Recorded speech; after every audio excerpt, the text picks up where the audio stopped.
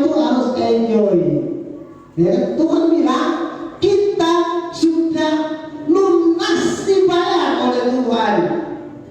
Yohanes 3, karena begitu besar kasih Allah akan dunia ini sehingga Dia mengaruniakan anaknya yang tunggal supaya setiap orang yang ada di muka bumi tidak ada yang binasa melainkan beroleh hidup yang kekal. Kita sudah lunas dibayar, ya.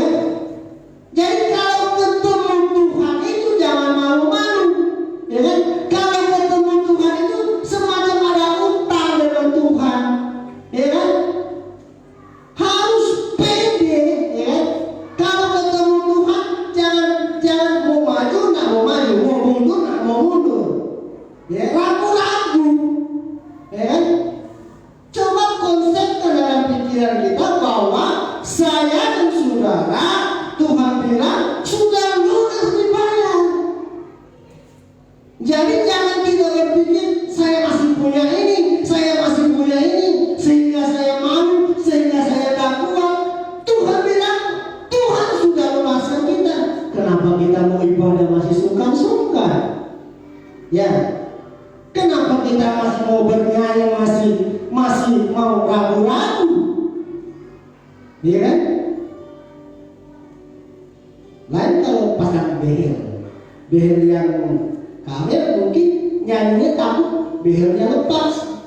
Makanya kalau pasang behel yang bagus, istilahnya seperti itu, ya kan? Maka sudah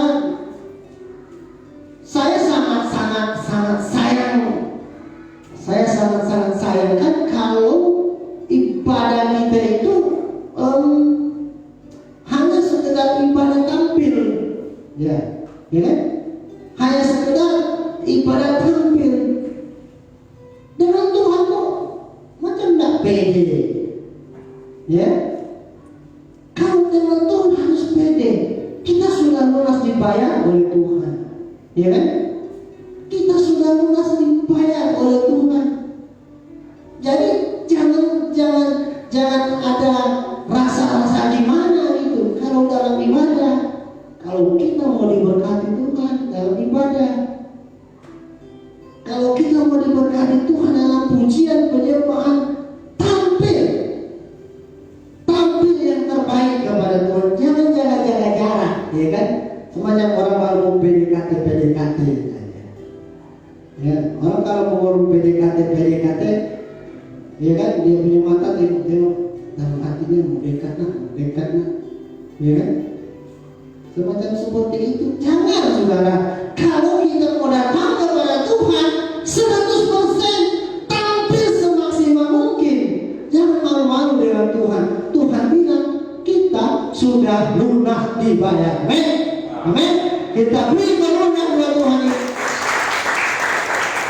Matius pasal 4. Penabur itu menaburkan firman. Saudara, ada satu kisah di dalam Markus pasal yang keempat, di mana perumpamaan ini disampaikan oleh Tuhan kepada orang-orang yang mengikuti Dia pada waktu itu.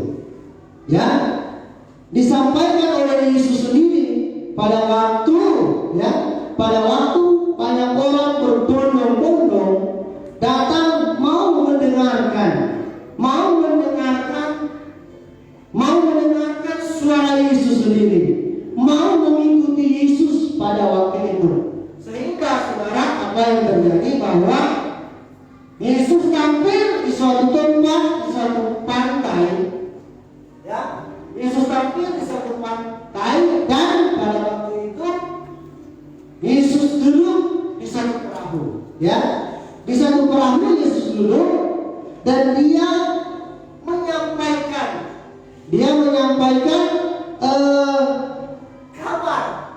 kabar gembira, yaitu kebenaran firman Tuhan. Salah satunya berbicara tentang penabur,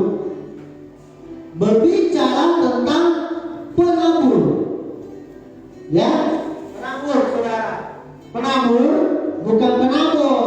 Jadi ini saya harus jelaskan juga.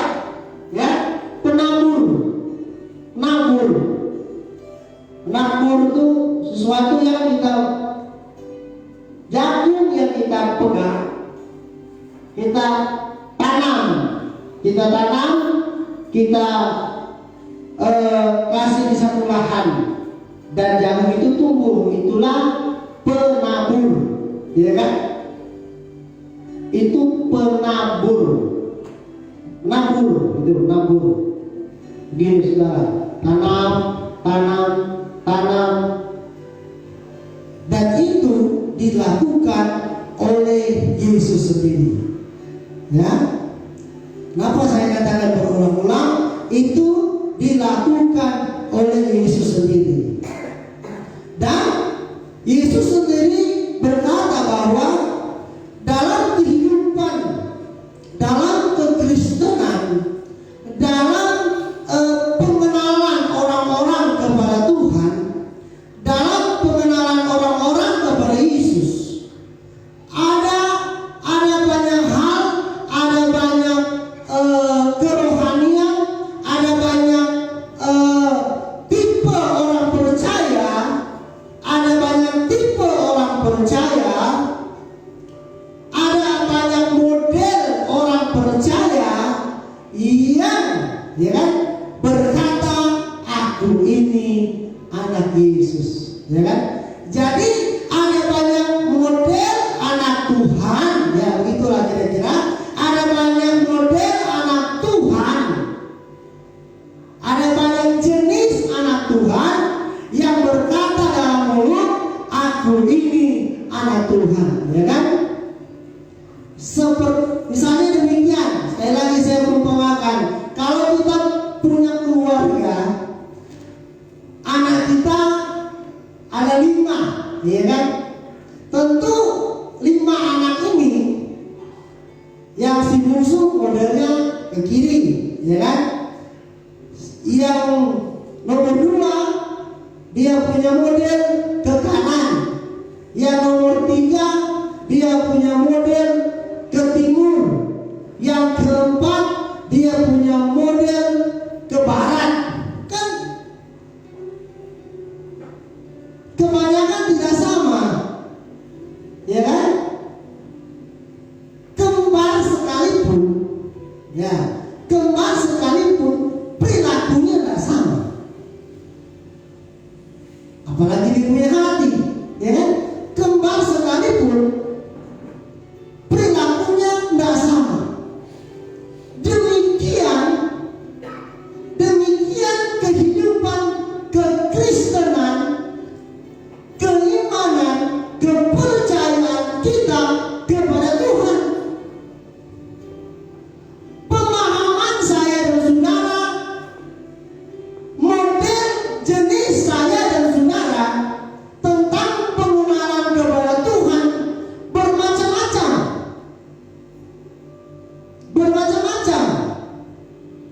berjenis-jenis, bermodel-model.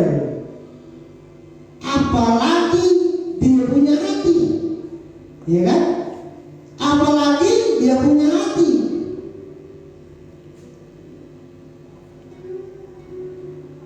Itulah yang disampaikan oleh Yesus sendiri. Pada waktu dia berkata, pada waktu dia berbicara kepada orang-orang banyak pada waktu itu, dan dia katakan bahwa penabur itu menaburkan firman. Orang yang di pinggir jalan tempat firman itu ditaburkan ialah mereka yang mendengar firman, lalu datanglah iblis dan mengambil firman yang baru ditaburkan di dalam mereka. Ya, sekali lagi, penabur itu, Markus 4, penabur orang-orang yang di pinggir jalan tempat firman itu ditaburkan ialah mereka yang mendengar firman, lalu datanglah iblis dan mengambil firman yang baru ditaburkan di dalam mereka. Ini model yang pertama, jenis yang pertama,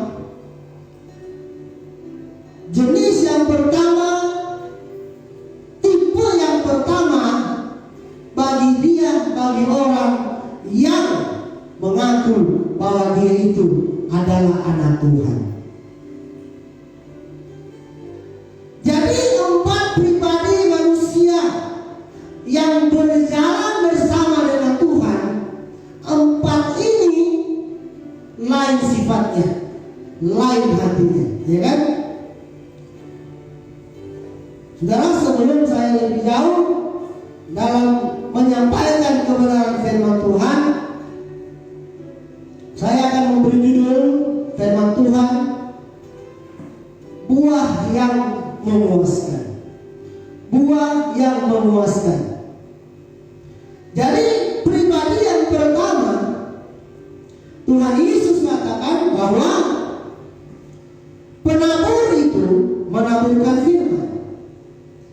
Orang-orang yang di pinggir jalan tempat firman itu ditaburkan ialah mereka yang mendengar firman, lalu datanglah iblis dan mengambil firman yang baru ditaburkan di dalam mereka.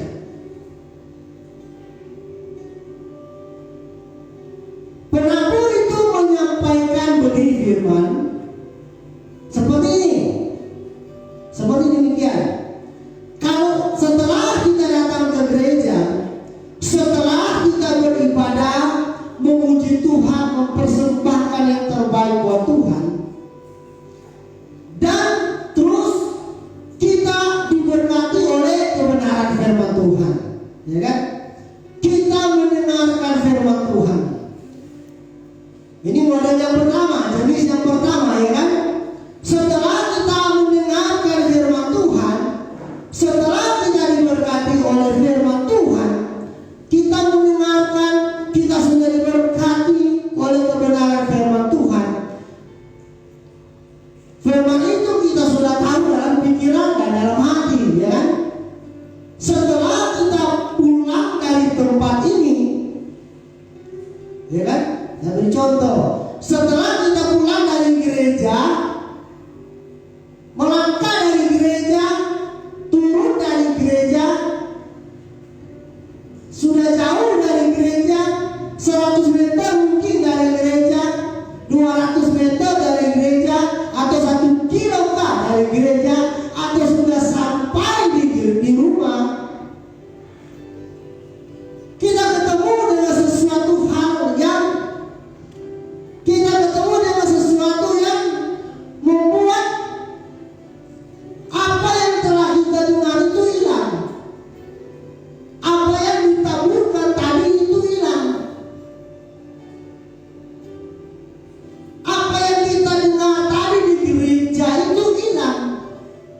Kenapa? Kita mendengar, kita ketemu dengan sesuatu hal, kata firman Tuhan, iblis, ya kan? Tuhan bilang iblis. Setelah firman Tuhan itu ditaburkan, dan datanglah iblis, ya kan? Jadi iblis itu mencobai kehidupan kekristenan kita. Dia mau lihat apakah dia itu kuat atau enggak, ya kan? Apakah dia itu tangguh atau enggak.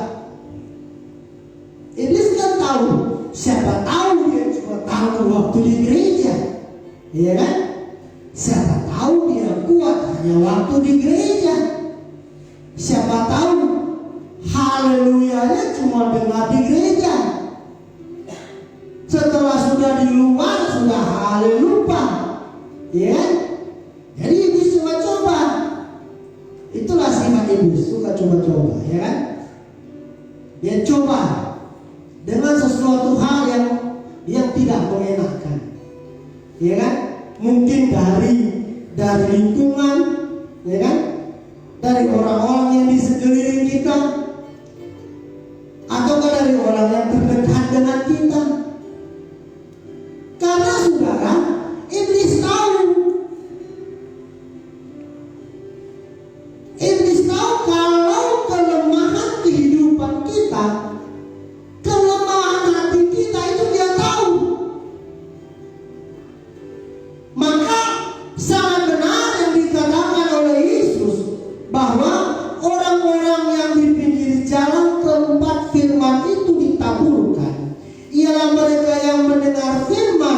Lalu datanglah iblis dan mengambil firman yang baru, ditaburkan di dalam mereka.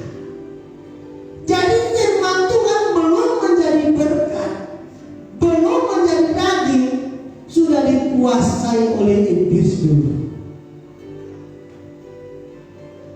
Makanya ada banyak orang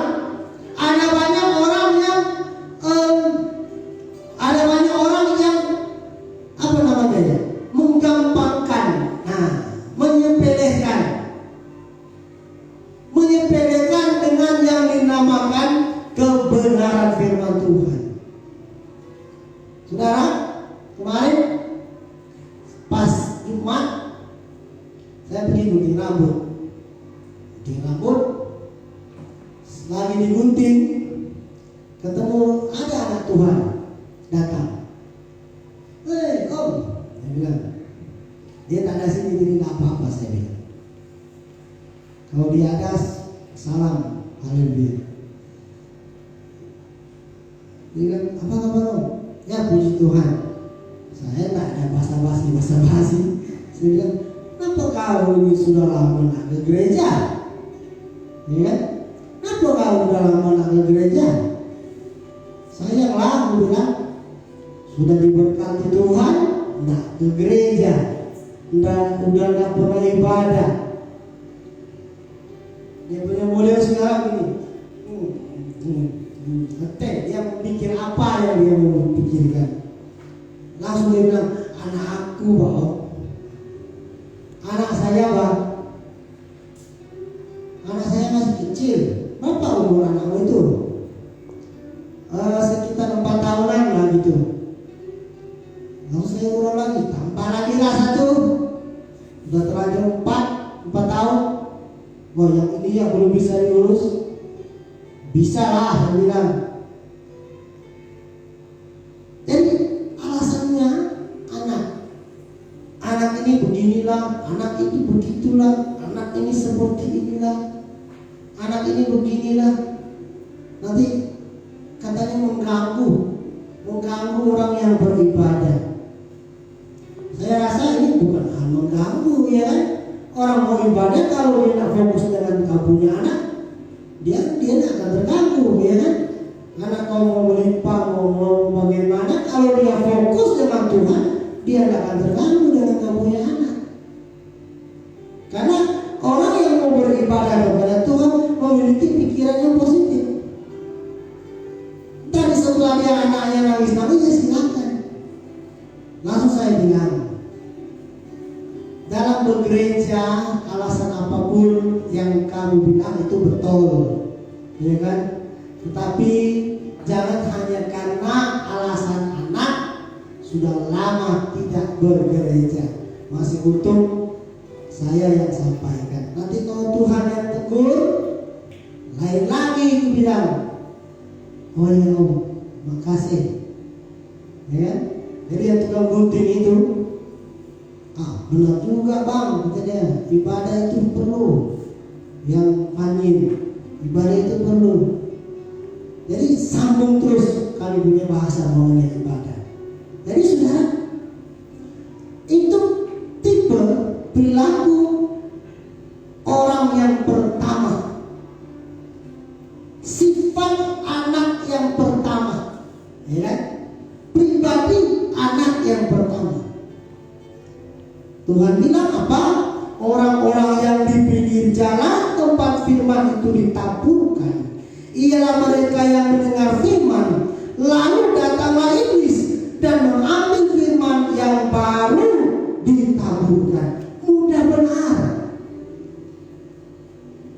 mudah, sangat mudah iblis mempengaruhi kekristenan orang tersebut.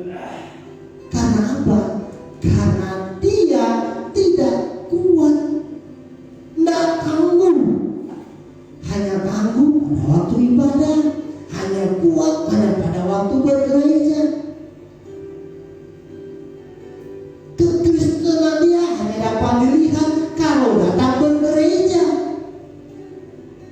Lepas dari gereja, lepas dari ibadah, sudah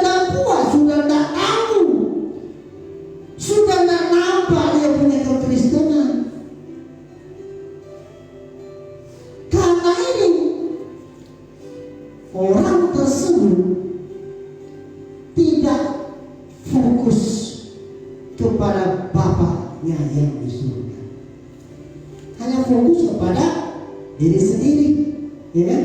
Hanya fokus kepada pribadi sendiri. Kalau orang itu memiliki pikiran bahwa dia itu diciptakan oleh Tuhan, dijadikan oleh Tuhan, maka dia akan kembali menyerahkan hidupnya hanya buat Tuhan.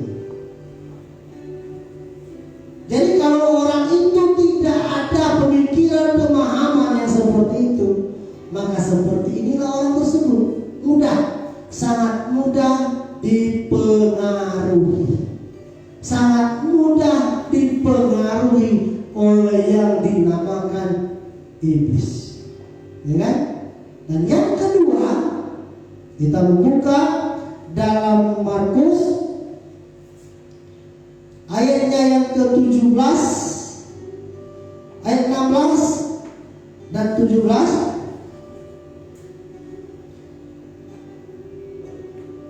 Demikian juga yang ditaburkan di tanah yang berbatu-batu, ialah orang-orang yang mendengar firman itu dan segera menerimanya dengan gembira. Tetapi mereka tidak berakar dan tahan sebentar saja. Apabila kemudian datang penindasan atau penganiayaan karena firman itu, mereka segera murtad. Sekali lagi saya baca.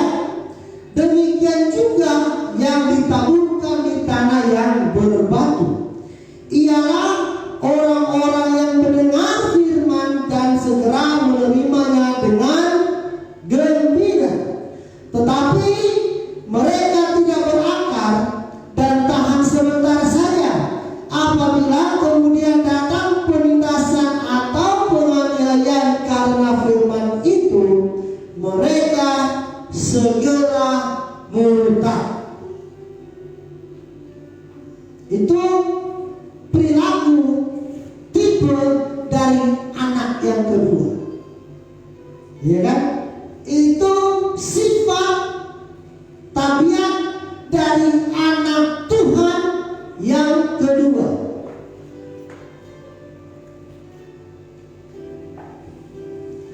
Pribadi yang kedua adalah pribadi yang kurang percaya kepada firman Tuhan. Misalkan seperti ini, Tuhan bilang Yesus itu sanggup menyembuhkan. Dia bilang amin, ya kan? Dia bilang amin. Setelah berjalan 200-300 meter, dia kan lagi sakit, istilahnya seperti itu. Dia lagi sakit, ketemu dengan dia punya teman. Saya beri contoh ya. Ketemu dia dengan dia punya teman, dengan dia punya sahabat. Sahabatnya bilang, kamu lagi sakit kan? Dia bilang iya. Ya, tadinya dia sudah mendengarkan firman bahwa Yesus itu sanggup menyembuhkan. Setelah dia berjalan 200-300 meter, ketemu dengan dia punya teman. Temannya bilang, kamu lagi sakit kan? Dia bilang iya. Nah, malulah iblis, ya kan? Ya, datang iblis, dia bilang, kalau kamu mau sembuh, kamu enggak, ya kan? Iblis itu kan lihai menolak kata-kata. Pasti dia bilang, kita harus usaha. Ya Tuhan, enggak. Ini kan iblis. Percaya Tuhan, enggak. Tapi kita harus usaha.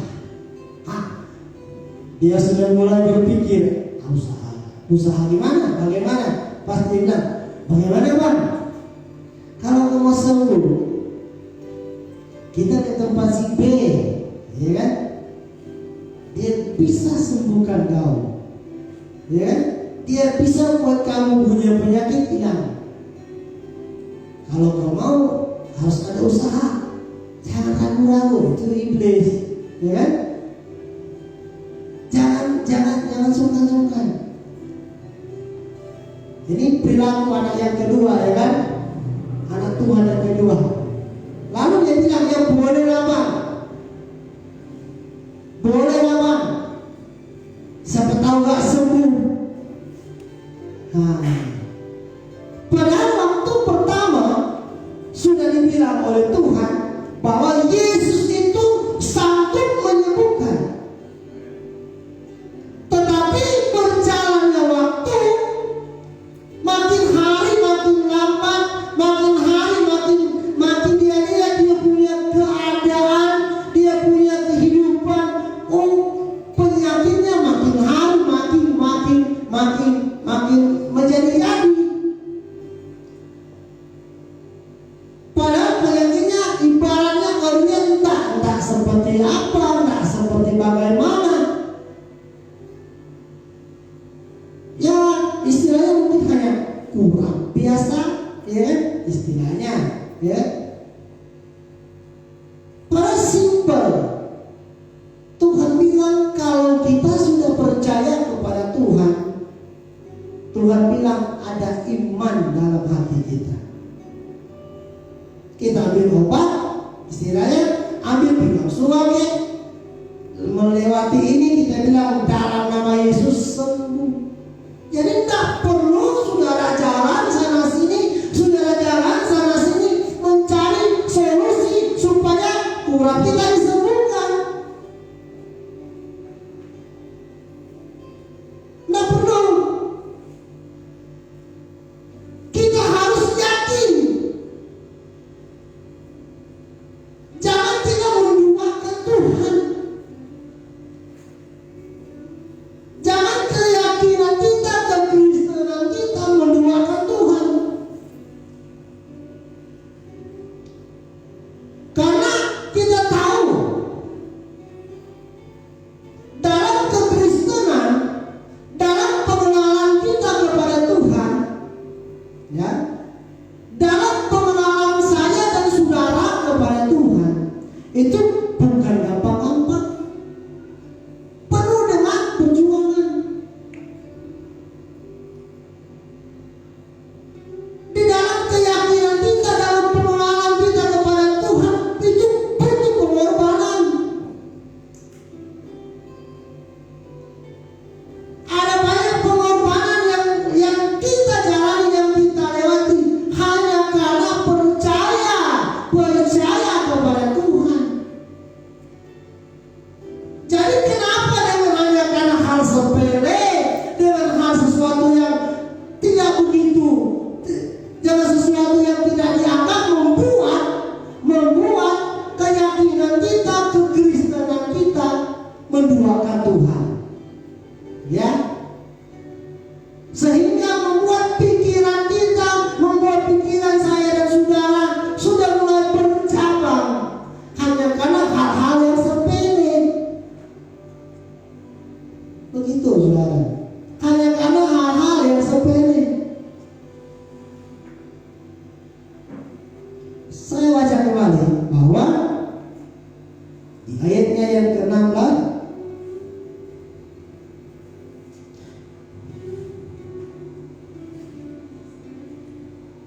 demikian juga yang ditaburkan di tanah yang berbatu-batu ialah orang-orang yang mendengar firman itu dan segera menerimanya.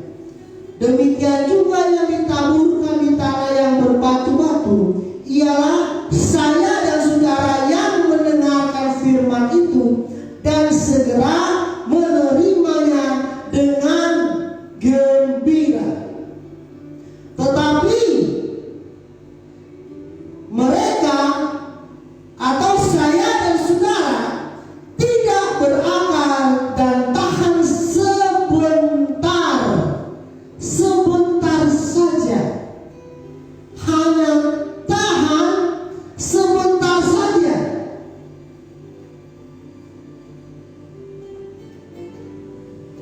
Ada banyak orang cinta mula-mulanya itu menguap-uap, ya kan?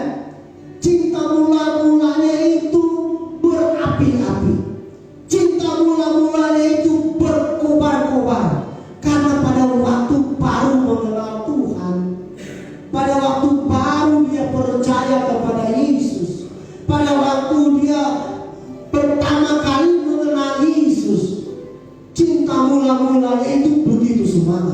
ya kan?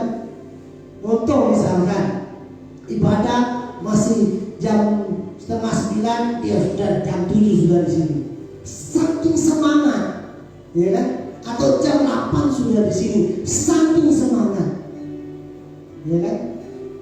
Atau kalau diberi tugas, misalkan tugas mungkin atau nyapu di bagian gereja, kan di tempat saya itu ada yang dinamakan kostor, bagian sapu-sapu gereja, ya. Kalau sebelum ibadah, ini kostor ini pagi-pagi dia sudah datang bersihkan gereja, ya kan? Tetapi cinta mula-mulanya itu hanya bertahan sebentar. Semangatnya itu hanya bertahan sebentar saja. Tidak lama dia. Karena apa? Kecintaannya dengan Tuhan, kesenangannya dengan Tuhan tidak didasari dengan hati yang benar. Kecintaannya dengan Tuhan, semangat dia dengan Tuhan. Kenapa? Hanya sebentar. Karena hatinya itu tidak didasari dengan cintanya kepada Tuhan. Kalau orang itu sudah cinta kepada Tuhan, kalau orang itu sudah mengorbankan perasaannya hanya kepada Tuhan, mau masalah apapun, mau bagaimanapun, mau seperti apapun, dia punya keyakinan, dia punya kepercayaan, Yesus sanggup. Amin. Sekali lagi, kalau orang yang memiliki cintanya besar kepada Tuhan, kalau orang sudah berkorban perasaannya kepada Tuhan, iblis mau bagaimanapun di sebelah kiri, iblis mau bagaimanapun di sebelah kanan, mau model bagaimanapun, dalam pikirannya, dalam hatinya, dia tetap berkata, Yesus sanggup. Yesus sanggup. Jadi tipe model anak yang kedua, anak Tuhan yang kedua, demikian seperti ini.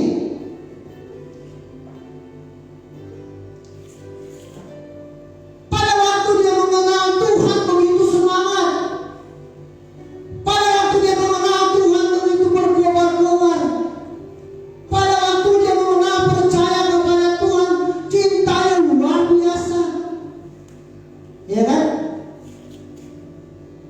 Ini boleh dikatakan maaf saudara, mungkin saja ada pekerjaan, ada sesuatu yang harus dikerjakan, tetapi hanya karena begitu cintanya kepada Tuhan, pekerjaan itu dia tinggalkan, dia fokuskan hidup dia untuk dipersembahkan kepada Tuhan, ya. Tetapi sayang, cinta mula-mulanya itu tidak dipelihara. Karena dasar cintanya kepada Tuhan hanya sementara. Dasar cintanya kepada Tuhan hanya sebatas apa kata orang, ya. Dia kenal Tuhan hanya sebatas apa kata orang. Kalau orang yang di samping sudah berhenti bicara di telinga dia, sudah lama tak ketemu, dia sudah mulai drop, ya kan?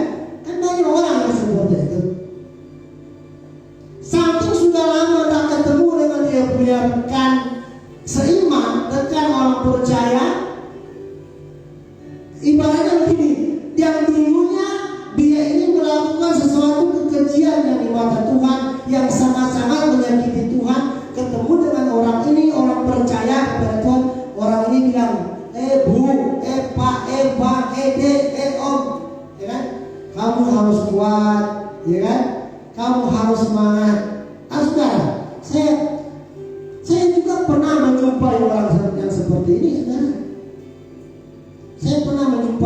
seperti ini. Dia bilang kepada saya, kalau sudah tidak ada orang ini, katanya, saya sudah menjauh, sudah tidak semangat, sudah tidak ada gairah untuk tampil, sudah tidak ada gairah untuk bergereja, karena dia sudah pergi, dia sudah tidak ada di sini. Dia bilang demikian. Kekristenannya dia membuat hanya karena sebatas ada orang yang mengatakan harus kuat, ya kan? Hanya sebatas ada orang yang bilang harus beriman, maka dia beriman. Kalau orang ini sudah tidak ada di samping dia, sudah tidak ada ketemu dengan dia, sudah tidak pernah berjumpa dengan orang ini, dia sudah mulai melakukan hal-hal yang dulu, hal-hal duniawi yang dulu. Karena apa? Cintanya kepada Tuhan tidak tulus,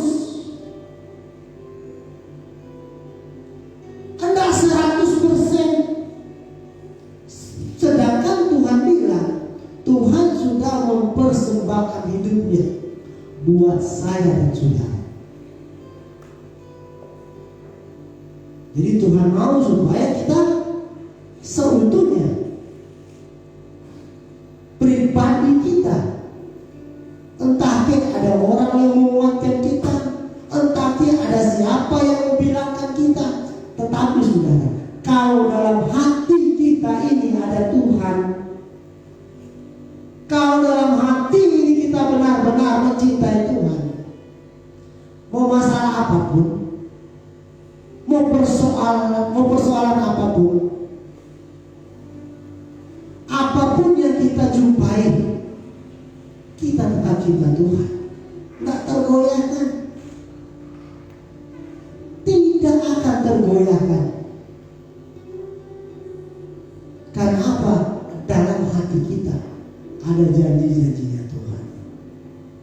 Allah bilang, dalam hatiku ya Tuhan, aku menyimpan janji-janjimu supaya aku jangan tidak berdosa terhadap Engkau. Janji-janji Tuhan kita taruh dalam hati kita supaya kita tidak berdosa di hadapan Tuhan. Demikian juga yang ditaburkan di tanah yang berbatu-batu, ialah orang-orang yang mendengar firman itu dan segera menerimanya. Tetapi mereka tidak berakar dan tahan sebentar saja. Apabila kemudian datang penindasan atau penganiayaan karena firman itu, mereka segera murtad. Mereka segera berbalik. Mereka langsung melupakan kasih Tuhan. Mereka langsung melupakan Tuhan hanya karena masalah sepele, hanya karena persoalan yang kecil, melupakan Tuhan.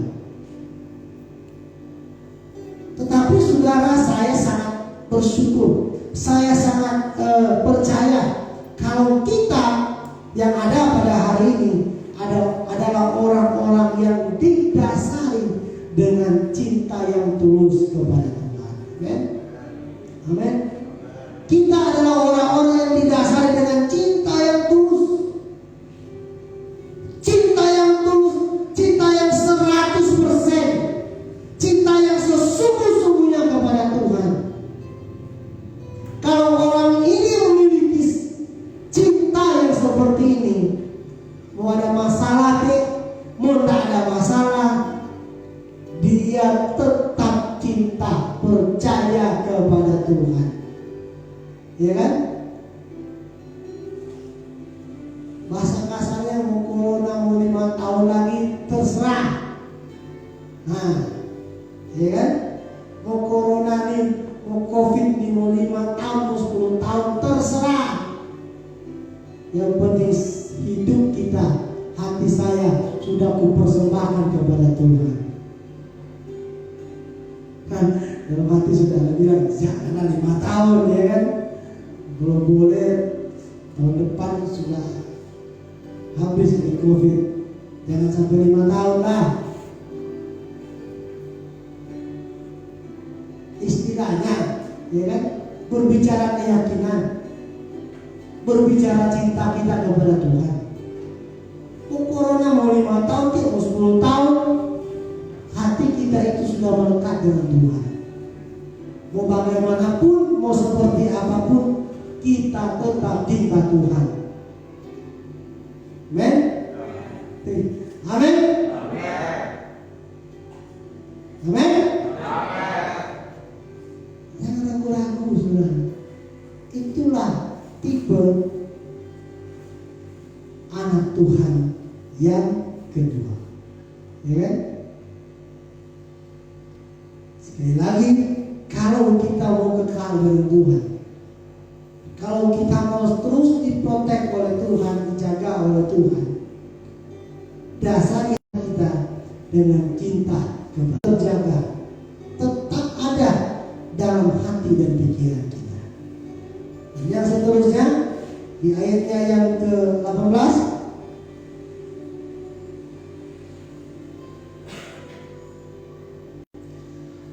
dan yang lain ialah yang ditaburkan di tengah semak duri. Itulah yang mendengarkan firman itu, lalu kekhawatiran dunia ini dan tipu daya kekayaan dan keinginan-keinginan akan hal lain masuklah mengimpi firman itu sehingga tidak berbuah. Saya baca kembali. Dan yang lain ialah yang ditaburkan di tengah semak duri. Itulah yang mendengarkan firman itu, lalu kekhawatiran dunia ini dan tipu daya kekayaan dan keinginan-keinginan akan hal lain masuklah menghimpit firman itu sehingga tidak berbuah. Kenapa ada kebanyakan orang? Kenapa ini tipe anak yang ketiga, ya kan? Anak Tuhan yang ketiga. Kenapa ada kebanyakan anak Tuhan sama hal dengan tipe anak Tuhan yang ketiga? Ya, mereka cinta Tuhan, mereka mengenal Tuhan, tetapi dalam hati mereka, dalam pribadi mereka, belum ada yang dinamakan penyelesaian dengan Tuhan. Penyelesaian dengan Tuhan. Kalau ditanya, dalam hatimu masih memiliki kebencian? Oh, enggak ada, ya kan? Padahal dalam hati kecil ada. Kan banyak orang yang seperti itu. Kan banyak orang yang mengaku anak Tuhan, yang mengaku dia itu anak Tuhan, tetapi dalam hatinya kalau bicara, ya ampun, kalau sudah bicara masalah 2-30 tahun yang lalu masih diingat. Istilahnya begitu.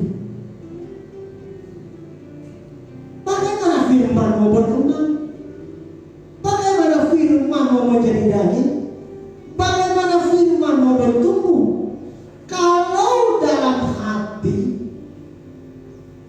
ada kepahitan, ada kebencian, ada keangkuhan hidup, firman itu tidak akan bertumbuh dengan baik.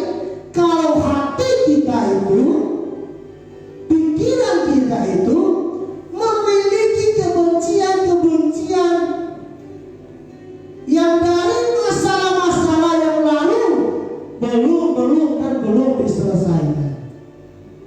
Makanya saudara, kita orang yang percaya kepada Tuhan, saya dan saudara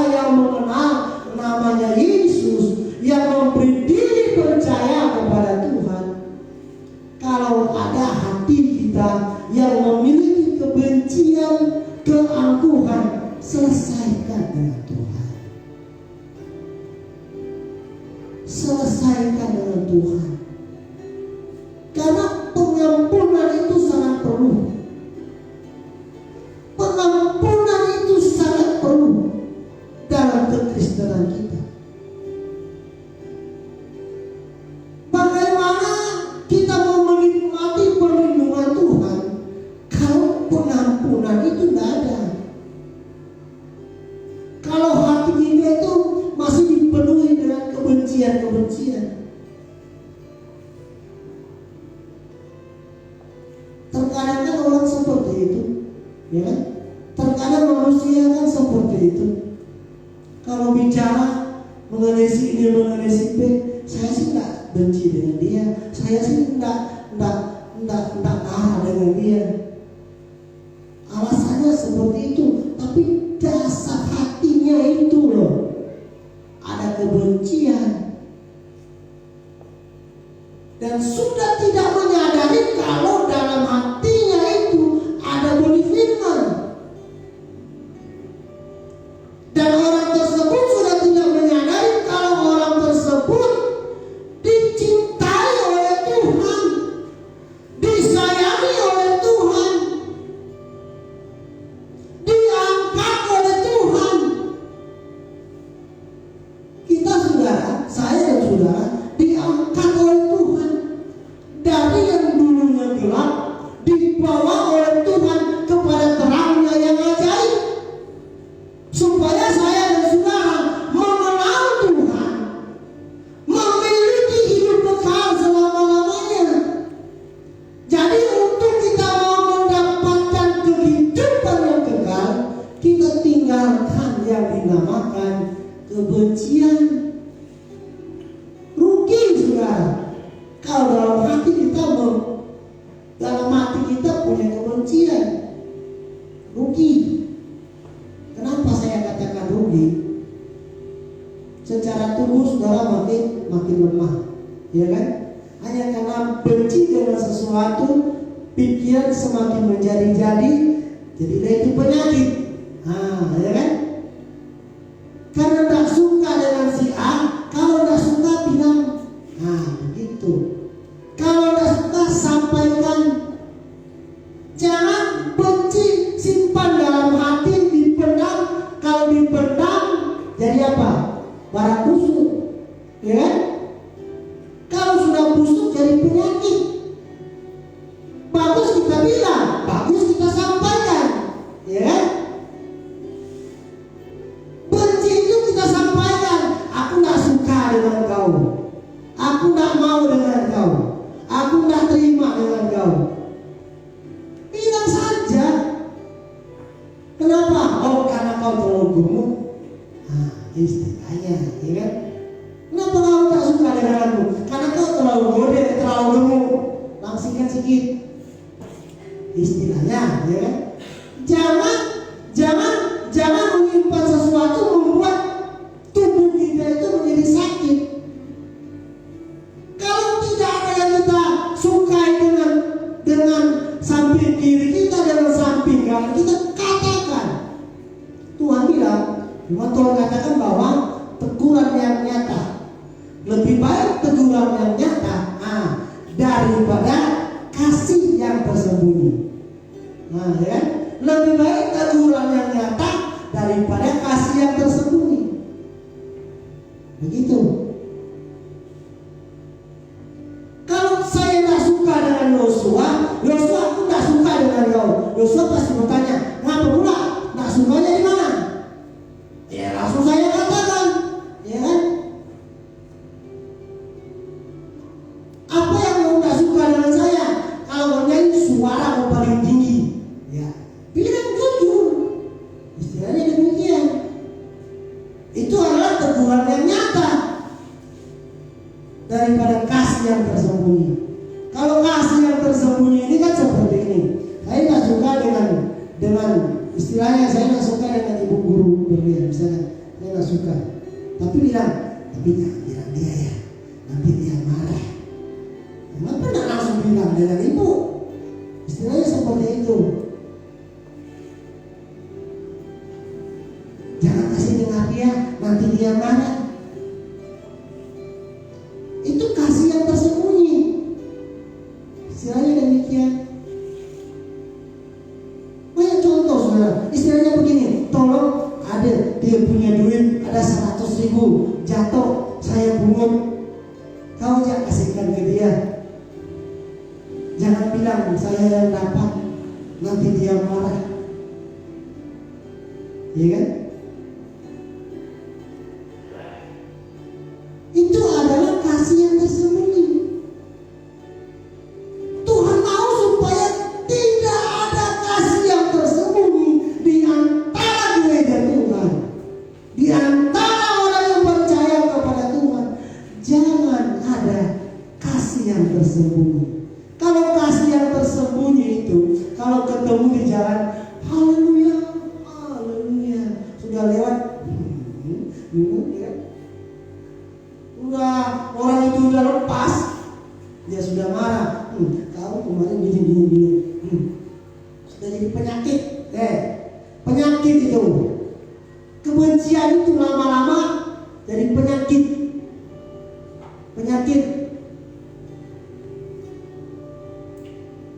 Sudah, kemarin saya naik gunting lama ini kan, saya harus berkata apa yang saya alami ya toh. Naik gunting, yang bukan gunting bilang, kau nih kata dia, dari zaman kita ketemu sampai sekarang, kau nih awet muda terus. Saya beda orang kembang, gitu lah. Dibilang awet muda. Udah berapa tahun kita ketemu, kau nih awet muda terus. Dia bilang, apa rahasianya katanya? Apa rahasianya tuh? Saya langsung melupakan kebanggaan diri. Saya langsung ingat kepada firman Tuhan. Rahasianya, hati yang gembira adalah obat. Benar kata itu. Betul kau bilang. Ya kan? Rahasia awet muda, hati yang gembira adalah obat. Hati yang gembira adalah obat. Kalau saudara memiliki hati yang selalu senang, tidak ada kebencian. Tidak perlu saudara pergi mana, pergi sini merawat diri, mau bagaimana, mau beli apa. Karena kita dalam hati memiliki cinta Tuhan. Karena kita mempunyai Yesus yang ada di dalam hidup kita. Jadi tidak ada kepalsuan, tidak ada kasih yang tersembunyi, tidak memiliki dendam, tidak ada kebencian. Lepas, diserahkan semua kepada Tuhan, diberikan kepada Tuhan. Karena Ayub bilang, Tuhan yang memberi, Tuhan yang mengambil. Serahkan dengan Tuhan. Masalah apapun, kebencian apapun, persoalan apapun, kita ini milik Tuhan. Saya ini anak Tuhan. Kenapa saya harus khawatir? Kenapa harus saya bimbang? Kenapa harus saya bingung? Untuk apa? Jauhkan semuanya itu. Karena saya adalah anak Tuhan Yesus, anak Raja. Amin. Amin. Tepuk tangan buat Tuhan Yesus. Haleluya. Kalau kita ini adalah anak Tuhan, kenapa harus bingung? Kenapa harus khawatir? Jadi saudara, untuk kita mau bertahan, saya baca kembali, dan yang lain ialah yang ditaburkan di tempat semak duri, itulah yang mendengarkan firman. Lalu kekhawatiran dunia ini dan tipu daya kekayaan dan keinginan-keinginan akan hal lain masuklah mengimpit firman itu sehingga tidak berbuah. Tetapi saya percaya di antara kita tidak ada yang memiliki hati yang sedang terhimpit oleh kebencian, oleh tipu daya kuasa kegelapan, oleh hal-hal duniawi. Tidak ada. Kalau ada, saudara langsung bilang, dalam nama Yesus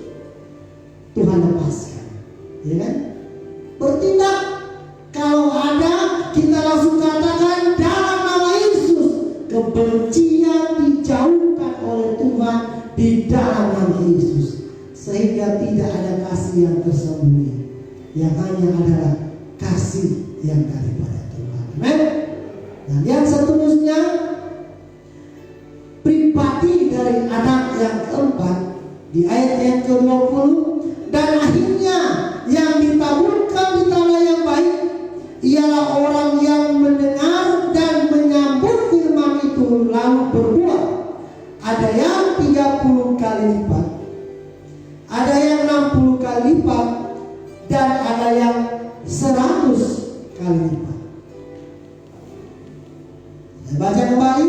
Dan akhirnya yang ditaburkan di tanah yang baik ialah orang yang mendengar dan menyambut firman itu lalu berbuah.